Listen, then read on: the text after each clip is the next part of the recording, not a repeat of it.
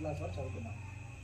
5th class అయిన తర్వాత జనరల్గా 6వ క్లాస్కి వెళ్తాం కదా, హై స్కూల్లో ఎక్కడైతే టీచర్లు బాగున్నారో ఆ స్కూల్లో ఇచ్చుకొని జాయిన్ అయిపోయినాము. 10th అయిపోయిన తర్వాత నాకు అట్లా సాగింది.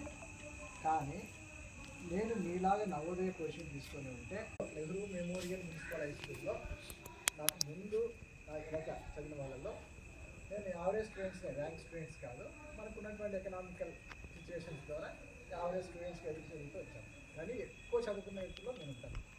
ఆ దాంట్లో మొత్తం మీద హైయెస్ట్ చదువు చదువుకున్న వాళ్ళలో అంటే 10th, inter, degree, PG, PhD మీద హైయెస్ట్ సర్టిఫికేట్ రిపోర్ట్ ఉన్న వాళ్ళ ఫ్యాకల్టీస్ తెలుసు.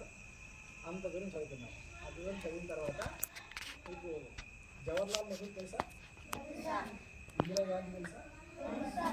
ఇందిరాగాంధీ, జవహర్లాల్ నెహ్రూ వాళ్ళ ఇంటి పక్కనే నేను ఇప్పుడు స్టే చేస్తాను. ఇక్కడ అలహాబాద్ తెలుసా? మీకు తెలియకపోయినట్టు మీకు అటెండెన్స్ తెలుసు. అలహాబాద్లో అలహాబాద్ సెంట్రల్ యూనివర్సిటీలో అసిస్టెంట్ ప్రొఫెసర్గా పనిచేస్తాను. అంటే ఒక ఐఏఎస్ ఆఫీసర్ క్యాడర్ ఏదైతే ఉంటుందో ఆ క్యాడర్ లెవెల్లో ఉంటాను. కానీ మాకు తెలిసిన ఒకటే, క్రమశిక్షణగా గురువులు చెప్తారు కదా, వాళ్ళు కొట్టినా కూడా తిట్టినా కూడా మనం నవోదయ కోచింగ్ సెంటర్లో మంచి ర్యాంక్ చేసుకొని సీట్ సంపాదించుకోవాలి.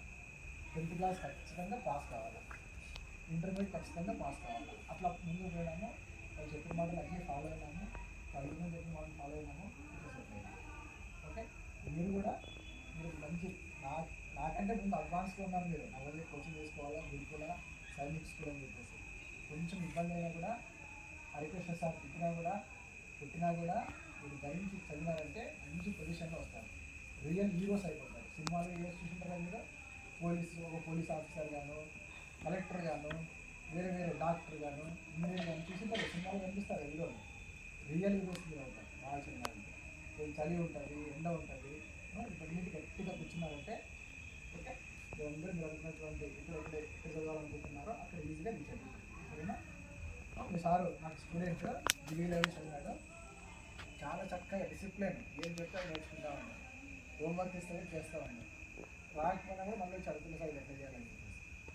కాబట్టి మీకు అలాంటి సార్ ఉండడము మీకు అదృష్టము. మీకు ఖచ్చితంగా మంచి సీట్ వస్తుంది. దానికి కూడా ఫ్యాకల్టీస్ హెడ్ మాస్టర్ అయినా మీకు చెప్పిన ఒక సార్ మ్యాథమెటిక్స్, ఇంగ్లీష్ అక్కడ ఉన్నటువంటి స్కూల్లో హెడ్ మాస్టర్ అంటే అందరు స్కూల్ టీచర్స్ కంటే కూడా హెడ్. మీ మీద అభిమానం ఫ్యూచర్లో ఎక్కడికో మంచిగా ఎదుగుతారు. ఎదగైన తర్వాత పలానా సార్ మాకు మ్యాథ్స్ చెప్పినాడు, పలానా సార్ మాకు సైన్స్ చెప్పినాడు, సోషల్ చెప్పినాడు అని చెప్పేసి గుర్తుంటారు. ఖచ్చితంగా గుర్తుపెట్టుకుంటాం మనం. కాబట్టి రికగ్నైజ్ చేస్తారు. కాబట్టి టీచింగ్ ప్రొఫెషన్లో మనకు మంచి పేరు తీసుకురావాలి.